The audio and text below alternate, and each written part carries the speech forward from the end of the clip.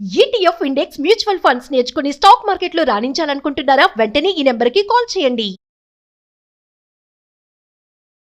నమస్తే రమ్మగారు. నమస్తే చే మాట్లాడే పక్షి మనం కథ చెప్పుకుంటూ ఉన్నాం కదా. నెక్స్ట్ భాగం. పక్షి తీసుకెళ్ళి ఇతన్ని ఆశ్రమంలో దింపింది, ఒక ఆశ్రమం దగ్గర. వాడు ఏం చేశాడో వదిలిపెట్టి, అమ్మాయి వస్తుంది, నువ్వు మాట్లాడుకో అని చెప్పేసరికి అలా బాకెట్లో వదిలిపెట్టాడు కదా, వదిలిపెట్టింది. మెల్లిగా ఇతను డెక్కుంటూ ఆశ్రమం లోపలికి వెళ్ళాడు. వెళ్ళేసరికి అలా సాయంకాలం అయింది. ఆశ్రమంలోంచి ఒక అమ్మాయి ఇచ్చింది బయటికి. ఎంత అందంగా ఉందో, వాకిలంతా ఊడ్చింది, తలకాయ తిప్పి చూడల ఇతనికేసి ఊడ్చింది, నీళ్లు జల్లింది, చక్కగా పెద్ద పెద్ద ముగ్గులేసింది. తన అమ్మాయికేసే చూస్తున్నాడు. ఆ అమ్మాయి తలెత్తి చూడల. ఇతను మెల్లిమెల్లిగా జరుగుతూ దగ్గరగా వెళ్ళాడు. ఆ ముగ్గులు దాటి ఆశ్రమాన్ని చేరుకున్నాక పెద్ద గాండ్రింపు వినపడింది వెనకాల నుంచి. అడిలిపోయాడు. తీరా చూస్తే పెద్ద పులి పరిగెత్తుకొచ్చింది. అయిపోయాను నేను, ఇంకా నీ బతికేది లేదనుకున్నాడు. కానీ ఆశ్రమం లోపల రాగానే అది గాండ్రించడం మానేసి వచ్చి ఆ అమ్మాయి దగ్గర కూర్చుంది. ఇక ఎన్ని జంతువులు వచ్చాయో, వచ్చినవన్నీ లోపలికి వచ్చి రాగానే కామ్గా అయిపోయినాయి. అన్నీ ఆశ్రమం లోపలికి వచ్చేసి అప్పుడు ఇతను పలకరించాడు, దండం పెట్టాడు. నా జీవితం ఇలా ఇదిగా అయిపోయింది అని తన కథ అంతా చెప్పుకున్నాడు. అడిగాడు, ఇన్ని జంతువులు వచ్చాయి, ఇవేమిటి? అక్కడ అరుస్తూ వచ్చింది పులి, లోపలికి వచ్చేసరికి నిశ్శబ్దంగా అయిపోయింది. పులి ఆవిడ పాదాలు నాకుతూ తిరుగుతోంది. ఎలుగుబంటి ఆ అమ్మాయి వెనకాలే చేతులు ఆడిస్తూ తిరుగుతోంది. చిరత పులి వచ్చింది, అది కూడా తోకాడిస్తూ తిరుగుతోంది అంటే నవ్వింది ఆవిడ. ఈ ముగ్గులో ఉంది, ముగ్గు లోపలికి వస్తే ఎవరైనా లోబడిపోవాల్సిందే, నేను ఈ ఆశ్రమంలోనే ఉంటాను అని చెప్పింది. నువ్వెవరు ఏమిటి అని వివరాలు అబ్బాయి అడగకుండా తన సంగతే చెప్పుకున్నాడు. ఆవిడెవరో ఋషికాంతలాగా ఉంది, ఒక గంధర్వకాంతో ఎవరో. అయితే ఆవిడ పేరు ఏంటంటే సుమావళి, సుమమాల అలాంటిది, సుమమాలిని అలాంటి పేరు అనమాట. సుమావళి అనుకుందాం. అయితే ఈ అమ్మాయి ఏం చెప్పిందంటే, నేను చెప్పినట్టు చేస్తే నువ్వు వెర్రివాడివిగా ఉన్నావు, నీకు జ్ఞానం వస్తుంది, నీ కాళ్ళు వస్తాయి, నీ రాజకుమార్తె కూడా నీకు దక్కుతుంది, చేస్తావా అని. కాళ్ళు వస్తాయి, నాకు వెర్రితనం పోతుంది, రాజకుమార్తె దక్కుతుంది, ఇంకేం కావాలి నాకు ఇంకేం అక్కర్లా, నువ్వేం చేయమంటే అది చేస్తా అన్నాడు. ఆవిడ చాలా సిగ్గుగా తలకాయ ఎంచుకుని, నన్ను పెళ్లి చేసుకోవా అని. నిర్ఘాంతపోయాడు. పెళ్లి చేసుకోవాలి, రాజకుమార్తె? తర్వాత ఏమన్నాడు, అలాగే చేసుకుంటాను. ఇంత అంతగత్తిగా ఉంది గంధర్వకాంత, ఆమె దగ్గరకు వస్తే జంతువులన్నీ పాదాక్రాంతం అయిపోతాయి, ఇంతకంటే ఏం కావాలి? ఇంకేం అక్కర్లేదు ఇంకేమి. వీడు వెర్రివాడు కదా, అంతకంటే పెద్ద ఊహ రావటంలా వాడికి. రాజకుమార్తెని ప్రేమించడం అనే ఒక్కదాని వల్ల కదా మా నాన్న అక్కడేమో చెరసాల్లో పడ్డాడు, నాకేమో కాళ్ళు పోయినాయి, నేనేమో ఇక్కడున్న మా అమ్మ ఏమైపోయిందో తెలీదు. రాజకుమార్తె లేకపోయినా పర్వాలా, నేను పెళ్లి చేసుకుంటా అని ఒప్పుకున్నాడు. అయితే అమ్మాయి ఆవిడ ఏమందంటే, 1 సంవత్సరం పాటు నాతోటే ఉండు, నువ్వు ఏడాది తిరిగాక నువ్వేం కావాలంటే అది, నీకు రాజకుమార్తెను కావాలంటే నేను పెళ్లి చేయిస్తా, ఆమె నా సొంత సోదరిగా చూసుకుంటా, నీకు ఆమె మీద ప్రేమ ఉంటే నువ్వు ఆమెను మర్చిపోవాల్సిన పని లేదు అంటే దుఃఖపడ్డాడు. ఇప్పుడు ఇంత గొడవయి నేను ఇక్కడికి వచ్చేసానా, రాజకుమార్తెని వాళ్ళ నాన్న ఎందుకు ఊరుకుంటాడు? ఈ ఏడాది లోపల ఎవరో ఒకళ్ళని ఇచ్చి పెళ్లి చేయడు. నేను వెళ్ళేసరికి, ఈ ఏడాది గడిచి నేను అక్కడికి వెళ్ళేసరికి ఆమె వెళ్ళిపోతుంది అంటే అప్పుడు ఈ సుమావళి ఏమంది, ఈ సుమావళి నువ్వు కంగారు పడకు, రాజకుమార్తెని జరిగ్గా చూసుకునే పూచి కూడా నాదే, సంవత్సరం పాటు నువ్వు నాతో ఉండు అని చెప్పి మనం ఇప్పుడే పెళ్లి చేసుకుందామని 2 దండలు పువ్వులు కోసుకొచ్చి 2 దండలు గుచ్చారు ఇద్దరు. ఈ జంతువులన్నీ చూస్తుండగా దండలు మార్చుకున్నారు. పాదాలు లేవు, వాడికి తిండి తిప్పలు ఆవిడే చూడాలి, అమ్మాయే చూడాలి. సరే, ఆ రోజు రాత్రి హాయిగా గడిపారు. ఏదో ఆహారం పెట్టింది, హాయిగా జంతువులన్నీ ఆశ్రమం చుట్టుపక్కల పడుకున్నాయి కాపలాలాగా. సుమావళి మన ముకుందుడు ఆశ్రమం లోపలికి వెళ్ళిపోయి విశ్రాంతి తీసుకున్నారు. ఆ రాత్రి గడిచిపోయింది. మర్నాడు ఉదయం సుమావళి ఇతనికి కనపడలా. కొంచెం కాళ్ళు అవి నొప్పులుగా కూడా ఉన్నాయి కదా, ఇక అలాగే ఉన్నాడు. మర్నాడు రాత్రి వచ్చి ఏం చెప్పిందంటే, ఇక్కడ అడవిలో ఒక అద్భుతమైన దేవాలయం ఉంది, జ్ఞానాంబికాదేవి అక్కడ ఉండే అమ్మవారు. ఆమె పౌర్ణమి నాడు కనపడుతుంది, ప్రత్యక్షం అవుతుంది. ఇవాళ పౌర్ణమి, మన ఇద్దరం అక్కడికి వెళ్దాం, దేవతలందరూ ఆమెకు పూజ చేయడానికి వస్తారు, ఆ అమ్మవారి దర్శనం లభిస్తే నీకు జ్ఞానం వస్తుంది, కాళిదాసుకు వచ్చినట్టు దేవతల సహకారంతో నీ కాళ్ళు సంపాదించుకుందు కానీ అని చెప్పింది.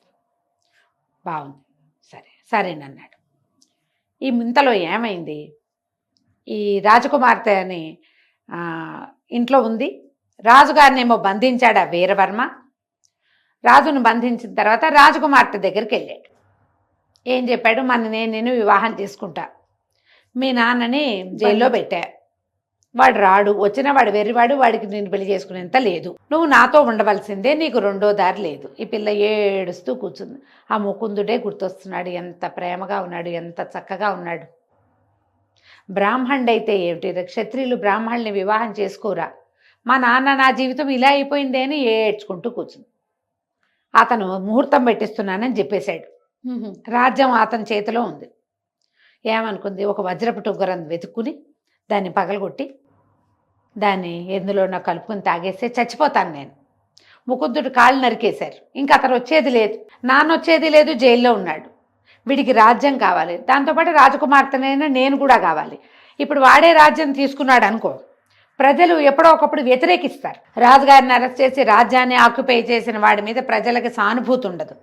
అదే వాడు రాజకుమార్తెకి మొగుడైపోతే రాజుగారి మీద ప్రేమతో రాజకుమార్తెని యాక్సెప్ట్ చేసి ఆమె భర్తను యాక్సెప్ట్ చేస్తారు. వాడి ప్లాన్ అది. నేను లేకపోతే ప్రజలైనా తిరగబడి ఏదో ఒక నాటికి ఈ ప్రజాకంటకుండి తీసేస్తారు అని ఏమనుకుంది, ఈ వజ్రాన్ని మింగుదామని భావించింది. అది కలుపుకునేసరికల్లా దూరం నుంచి ఒక పక్షి పరిగెత్తుకుంటూ వచ్చి ఈ అమ్మాయి తాగుతున్న పాత్రని తోసేసింది. విచిత్రంగా పాత్ర పడిపోయింది. ఆ పక్షి మాట్లాడడం మొదలుపెట్టి రాజకుమారి, ఏమిటి చచ్చిపోదామనుకుంటున్నావా? నువ్వు చచ్చిపోవద్దు, నీ ముకుందుడు క్షేమంగా ఉన్నాడు, నీ దగ్గరికి వస్తాడు అంటే భోరుమని ఏడ్చింది రాజకుమార్తె. ముకుందుడు చచ్చిపోలేదా, వెళ్ళి చంపేయలేదంటే చచ్చిపోలేదు, కాళ్ళు నరికారు అంతే. కానీ 1 సంవత్సరం పాటు నువ్వు గనక వేచి ఉన్నావా, కాళ్ళు వస్తాయి, ముకుందుడు వస్తాడు. అక్కడ ఒక అద్భుతమైన అవకాశం లభించింది. కాబట్టి నువ్వు ఆ పని చెయ్యొద్దు. మరి మీ అమ్మాయి ఏమంది, రాజకుమార్తె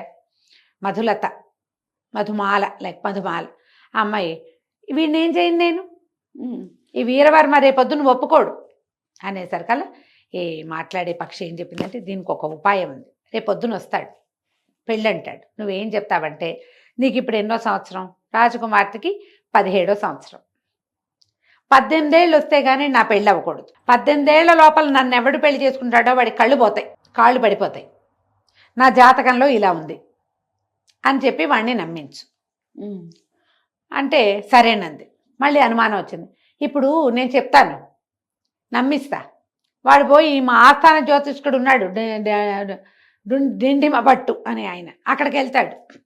ఆయన అలాంటిదేం లేదు, రాజకుమార్తె అద్భుతమైన జాతకం అన్నాడు అనుకో, కొంప మునిపోదు. వాడు నేను అబద్ధాలు చెప్పానని నన్ను ఏమైనా చేస్తాడేమో అంటే, పక్షంది అలా కాదు, డిండిమ భట్టికి ఒక ఉత్తరం రాసివ్వు. వీడి చెర నుంచి నేను తప్పించుకోవాలంటే నాకు 1 ఏడాది సమయం కావాలి. ఈ సమయంలో నాకు వివాహం జరిగితే పెళ్లి కొడుక్కి ఎవరైతే వరుడు ఎవరైతే ఉంటాడో భర్తకి కళ్ళు పోయి కాళ్ళు పడిపోతాయి, అనారోగ్యం వచ్చేస్తుందని మీరు చెప్పండి. ఏడాది తర్వాతకి ముహూర్తం పెడతాం, 18 ఏళ్ళు నిండంగానే, ఇప్పుడు 18 నిండంగానే పెళ్లి చేసుకోవచ్చు అని చెప్పండి అని ఒక ఉత్తరం రాయి. ఈ ప్లాన్ బాగుందిగా.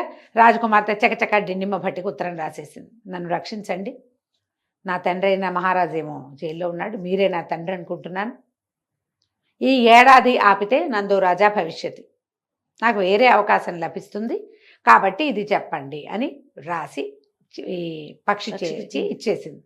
పక్షి ఈ ఉత్తరం ముచ్చుకుని అక్కడికి పరిగెత్తుకుంటూ వెళ్ళి ఆ డిండిమ భట్టుకి ఆ ఉత్తరాన్ని అప్పచెప్పింది. ఆయన ఆ ఉత్తరం చూసుకుని ఆ ఉత్తరాన్ని కాల్చి చింపి ముక్కలు చేసి కాల్చేశాడు.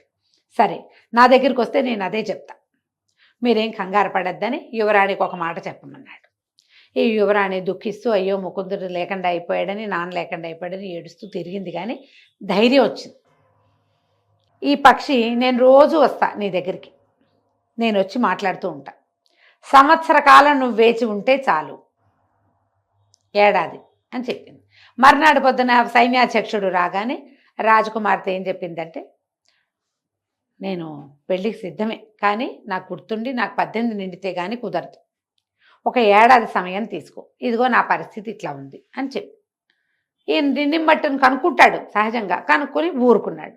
ఏడాది సమయం. ఈ లోపల ఏమైంది, అక్కడ అడవిలో ఈరోజు ఈ పక్షి వచ్చి దీని దగ్గర, ఈ అమ్మాయి దగ్గర ఉండేది, రాజకుమార్తె దగ్గర. పగలల్లా ఉండేది, సాయంకాలం ఎగిరిపోయేది. సాయంత్రం అయ్యేసరికి ఎగిరిపోయేది. ఈ మన సుమావళి ముకుందుడు అడవిలో ఉన్నారు కదా. రెండో రోజు రాత్రి ఈ సుమావళి ఏం చేస్తుంది, ఈ ముకుందుడిని మెల్లిగా తీసుకుని ఆ దేవాలయానికి తీసుకెళ్ళింది. జ్ఞానాంబిక చాలా పెద్ద పురాతనమైన దేవాలయం ఉంది. చంద్రోదయం అయ్యి చీకటి పడంగానే అమ్మవారు ప్రత్యక్షమైంది. దేవతలు బోలెడన్ని విమానాల్లో దిగి వస్తున్నారు. వీళ్ళిద్దరూ కనపడకుండా నిలబడి ఉన్నారు. కానీ అమ్మవారు ఎప్పుడైతే ఆమె ప్రత్యక్షమైందో, దేవతలు వచ్చారు, వాళ్ళందరూ పూజ చేయంగానే చంద్రుడు మింటికి ఎక్కంగానే అమ్మవారు వచ్చేసింది. ఆమె నా స్వరూపంతో చూసేసరికల్లా వీడికి అసలు ఉద్రేకం వచ్చేసి ఎన్ని సంస్కృత వాక్యాలు, చదువు రాదు కదా అబ్బాయికి, ఏమి ఏదో చిట్కా వైద్యాలు మాత్రమే వచ్చు. ఆసువుగా ఒక శ్లోకం చదువుతూ అమ్మవారి ముందుకి డెక్కుంటూ వెళ్ళిపోయాడు ఉద్రేకంతో. ఆ శ్లోకం విని ఎంతో సంతోషించింది అమ్మవారు. వాడి శిరస్సు మీద తన చేయి పెట్టి ఆశీర్వదించింది. అమ్మ మాయమైపోయింది. దేవతలందరూ అడిగారు, ఎంత చక్కటి శ్లోకం చెప్పావు, వికలాంగుడుగా ఎందుకున్నావు, నువ్వెవరు ఏమిటి అంటే, వీడు చెప్పుకున్నాడు తన కథ అంతా.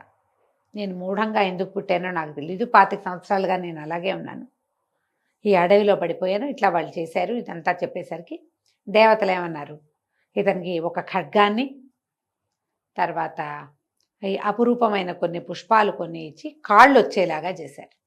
పాదాలు మొలిచినాయి ఇతనికి, పాదాలు తెగొట్టేశారు కదా, పాదాలు మొలిచిపోయింది. ఎంత సంతోషించాడో. దేవతలందరికీ పేరు పేరుతోటి నమస్కారాలు చేశారు. సుమాలి వాళ్ళు మాత్రం ఇక్కడికి రాల, ఆమె చెట్టు వెనకాలే ఉండిపోయింది. ఈ గుళ్ళో నుంచి బయటకు వచ్చి భార్యని కావలించుకున్నాడు. నిన్న పెళ్లి చేసుకున్నాడుగా, ఎంత సంతోషంగా ఉన్నాడో.